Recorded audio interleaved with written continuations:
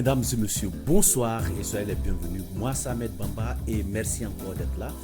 Je vous demande de nous liker, de partager, de vous abonner sur notre page YouTube qui est Wora FM, aussi que vous voyez en dessous, mais aussi de vous connecter sur notre page Facebook. Ce soir, j'ai décidé de parler d'un sujet, mais avant ça, je vais vous faire déjà l'introduction.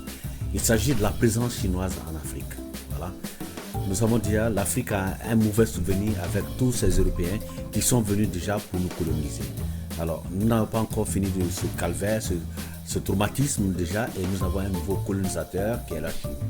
Alors, ce que vous allez voir, la vidéo que je vous fais voir tout à l'heure, elle n'est pas de moi. Cette vidéo que vous allez voir a été faite par un célèbre journaliste du nom de Alain Foucault, qui nous montre en fait ici la problématique de la présence chinoise en Afrique.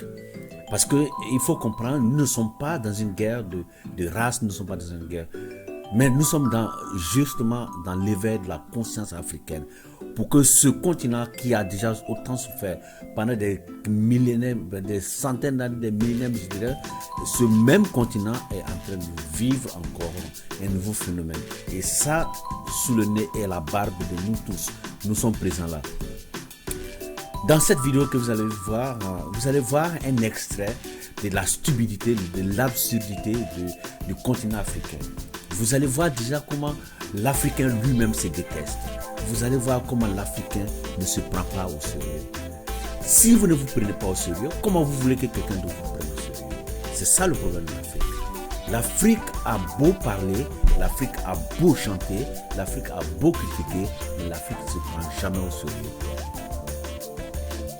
Si vous et moi nous avons un problème et que je sens déjà que vous ne vous prenez pas au sérieux, moi je vais enfoncer le clou et vice versa.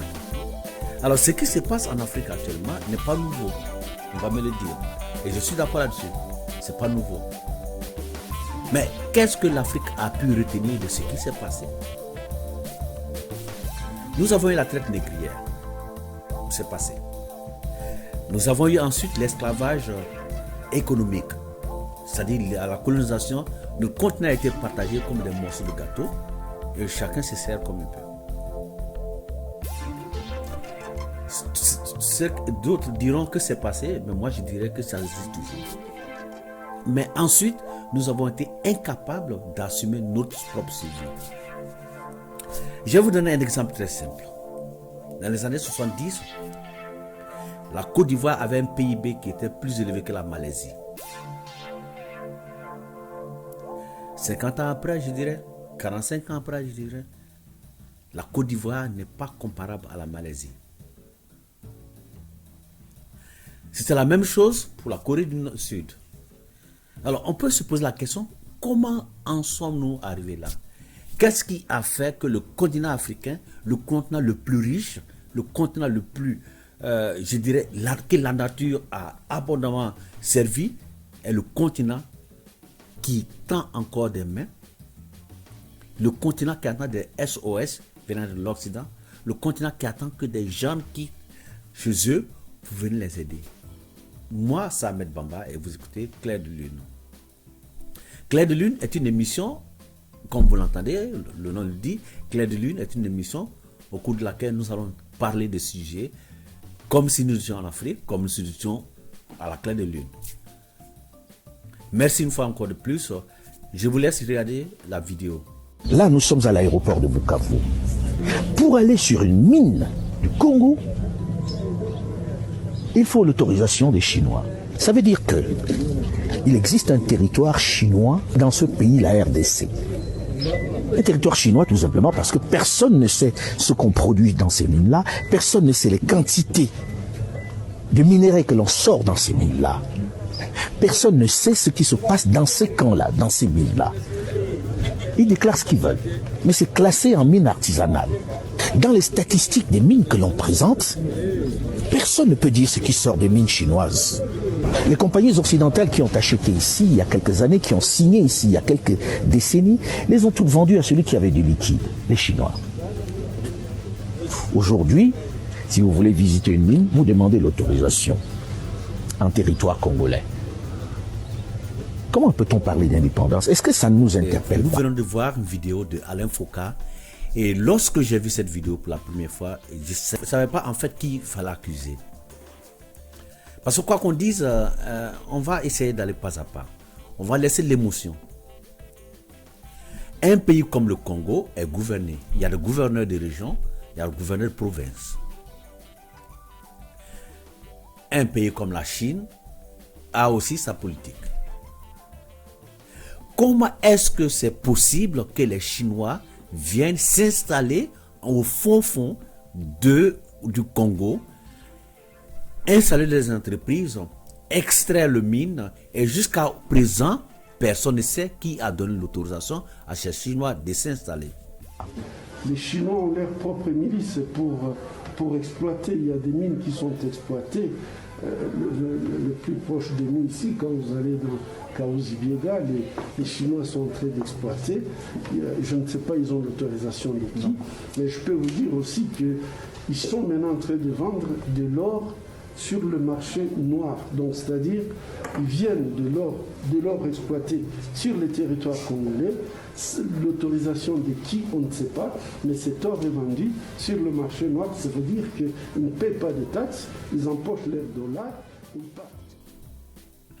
Comment est-ce possible qu'une entreprise chinoise vienne s'installer au Congo et que les autorités congolaises ne peuvent pas rendre visiter cette entreprise sans avoir demandé l'autorisation? Comment est-ce que c'est possible que le gouverneur, même si c'est par courtoisie, appelle d'abord pour dire nous venons vous visiter? Et ces Chinois ne sont même pas fichus de rester sur place. Et qu'est-ce qui se passe? On laisse ces Chinois travailler. Comment est-ce que c'est possible que l'Africain se déteste à tel point?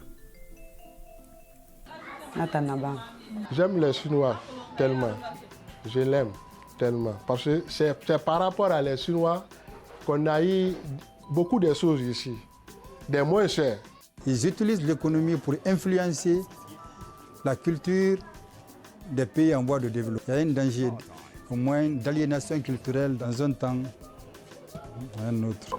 Le véritable danger que nous constatons est que nous ne pouvons pas freiner leur avancée, surtout leur programme. Le contenu qu'ils nous envoient, on ne peut pas aussi les disséquer. Nous dirons qu'il y a un grand danger à l'avenir, surtout pour la jeunesse.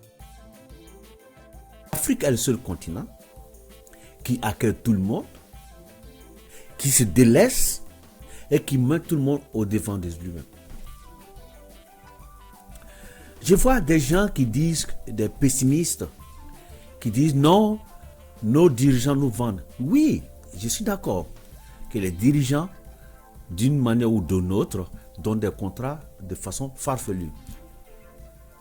Où est la responsabilité de la jeunesse?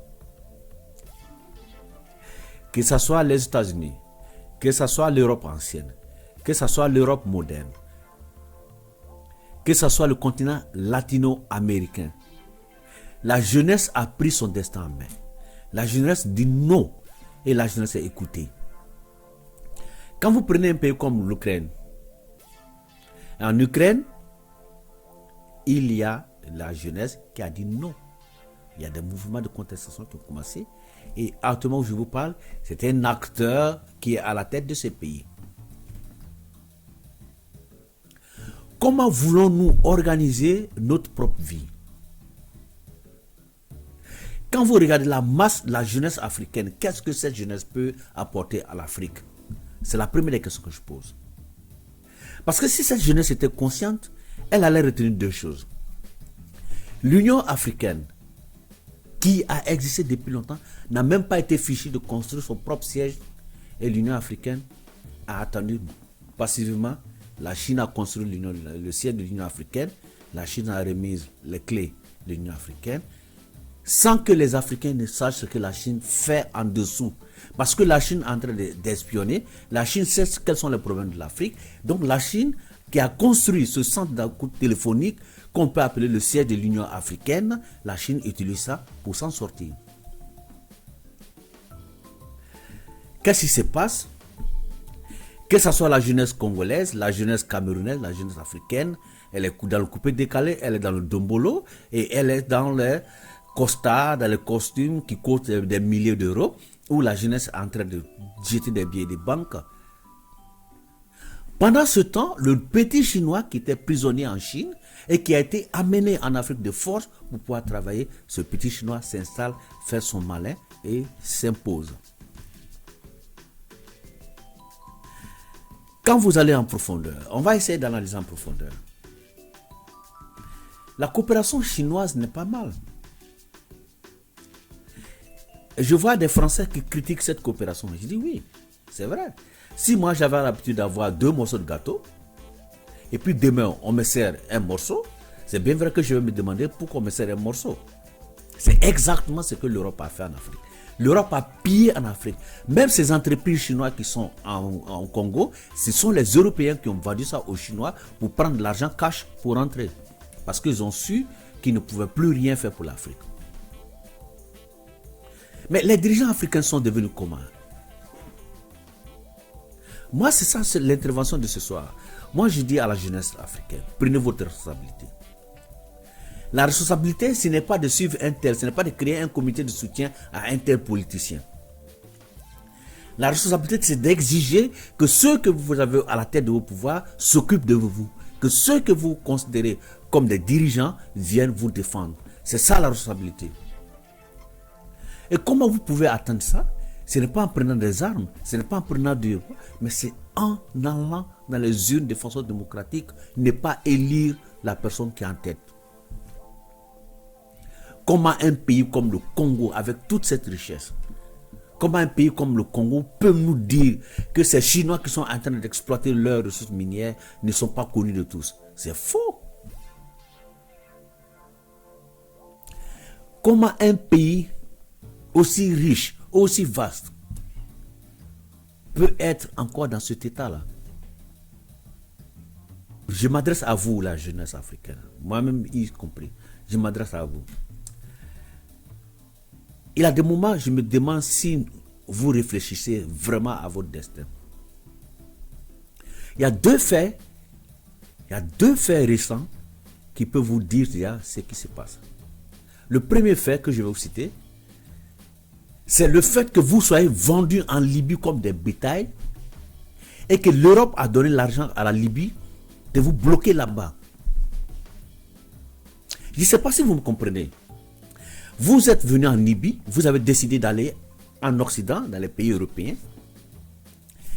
Les Libyens vous vendent comme du bétail, comme des esclaves, enchaînés, violés. Et les mêmes Européens prennent de l'argent pour donner à la Libye de vous garder chez eux là-bas. C'est-à-dire quoi? De faire en sorte que vous ne puissiez pas faire le voyage.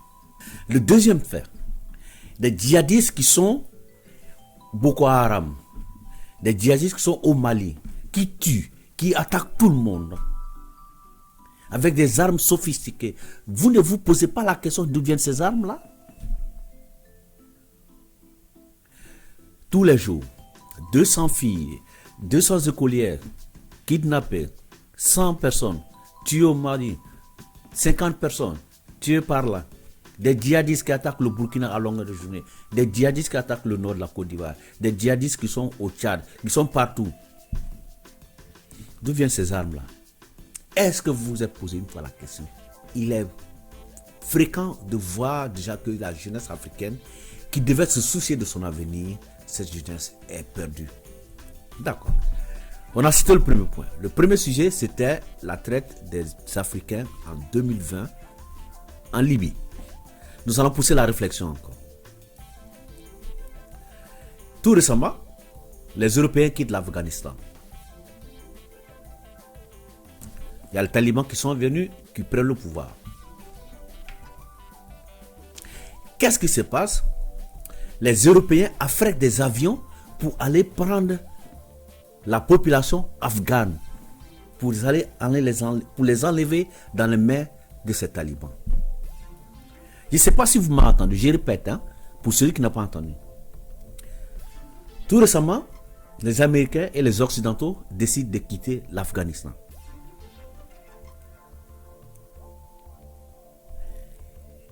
les Européens affrètent des avions pour aller chercher les Afghans. Je ne parle pas aller chercher les Européens, mais je dis bien aller chercher des Afghans, les maisons, tout. Pendant ce temps, à quelques kilomètres seulement, des dizaines de kilomètres, des jeunes Africains, des centaines de jeunes Africains, des centaines de femmes sont noyées dans les eaux méditerranéennes. Est-ce que tu te poses la question, à savoir si cela était juste? Aucun avion n'a été affrété pour aller chercher les victimes de Boko Haram. Aucun avion n'a été affrété pour aller chercher les victimes des djihadistes maliens. Non. Même les Africains, les jeunes qui ont essayé et qui ont réussi à traverser l'océan, qui se retrouvent à Paris, dorment à la claire de lune. Vous créez des comités de soutien, vous créez tout ce qu'on peut imaginer. Comment êtes-vous arrivé à ce stade d'autodestruction en fait? Parce que ça, c'est l'autodestruction. Nous sommes en Afrique. Quand vous voyez, il y a des vidéos où des Chinois qui sont dans un pays anglophone, Ouganda, et qui empêchent même, je dis bien qui empêchent que des Africains aillent manger dans leur restaurant parce que ces Africains sont noirs. Comment on peut accepter dans un pays comme un pays africain, comment on peut accepter ce genre de comportement-là? Aussi au Togo, j'ai vu une entreprise où les travailleurs ne sont même pas autorisés à faire la sieste, à prendre leur pause dedans. Ils sont obligés de sortir pour venir se coucher au bord de la route. Ces documents sont sur le net, allez-y le voir. Allez-y sur ma page, vous allez voir ça. Comment on peut accepter de s'auto-détruire jusqu'à ce point? Moi, je m'adresse à la jeune africaine. Comment toi qui me regardes, comment tu peux accepter d'être aussi maltraité sur ton propre continent?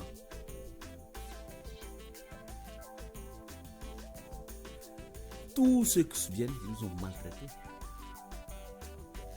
On a vu les Libanais. On a vu au niveau de la Tunisie. On a vu au niveau du Maroc. On a vu au niveau de la Tunisie, au niveau du Maroc, au niveau des pays maghrébins et beaucoup d'autres pays. L'Afrique a un talent incroyable. L'Afrique est le seul continent qui se met la corde au cou et qui a la paire de ciseaux et qui menace: si vous me touchez, je coupe. Les Chinois qui viennent en Afrique, il vient faire son petit commerce. Nous le voyons à la rue d'Abidjan. Ils vendent dans les rues. Pendant ce temps, le jeune Ivoirien, qu'est-ce qu'il attend? Le coucher du soleil. Il va dans une boîte, il va travailler comme le travaillement, il va jeter les billets de banque. Les Chinois qui vont au Congo vont travailler matin, midi, soir dans la mine, voler la mine. Et qu'est-ce que fait le jeune Congolais? La sapologie, un costume qui fait 7 000 €. Il se balade avec ça, dans les rues boueuses.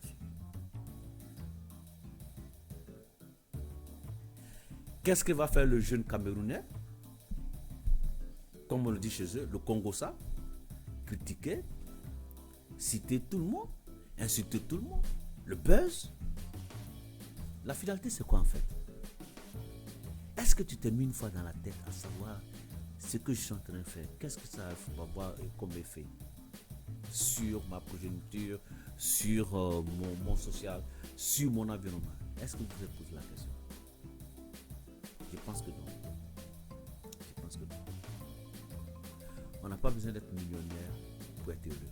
Ça, je le sais. Mais on a besoin du minimum vivre. À un moment donné, il faudrait que la jeunesse africaine prenne sa responsabilité et dise non aux anciens. Allez-y vous asseoir. Nous, on fait autrement. Mais qu'est-ce qui se passe? Il y a des jeunes qui sont sortis des grandes écoles à qui on a confié des responsabilités. Et ces jeunes, en moins de 6 mois, ils construisent un immeuble dans une capitale africaine avec un immeuble à 5 niveaux. Soyons sincères. Il a enlevé l'argent où?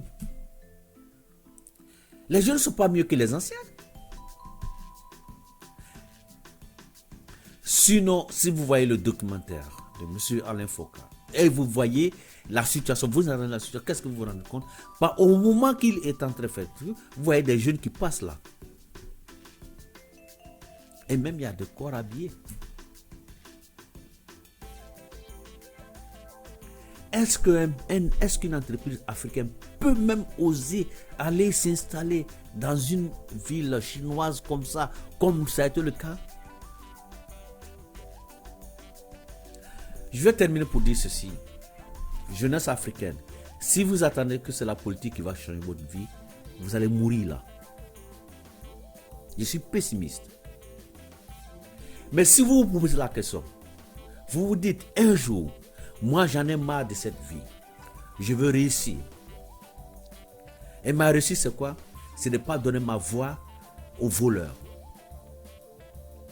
Ma réussite c'est quoi? C'est de faire le bon choix. Et ma réussite c'est quoi? C'est que si je t'ai choisi et que tu n'as pas respecté ton engagement, je descends dans la rue. Ou je te fais savoir aux prochaines élections que tu n'as pas respecté ton engagement, donc je ne te vote pas. Mais tant que vous allez continuer à créer des comités de soutien, il y a des gens dont les enfants sont en train de préparer leur élèves dans les grandes universités et du jour au lendemain deviennent vos ministres, après vos présidents, vous allez toujours rester pauvre. Merci encore de nous avoir suivis. Vous écoutez Clair de Lune, cette émission sur Aura FM. Et n'hésitez pas à nous liker. Voilà, likez-nous, partagez au maximum et nous allons parler de ça ensemble.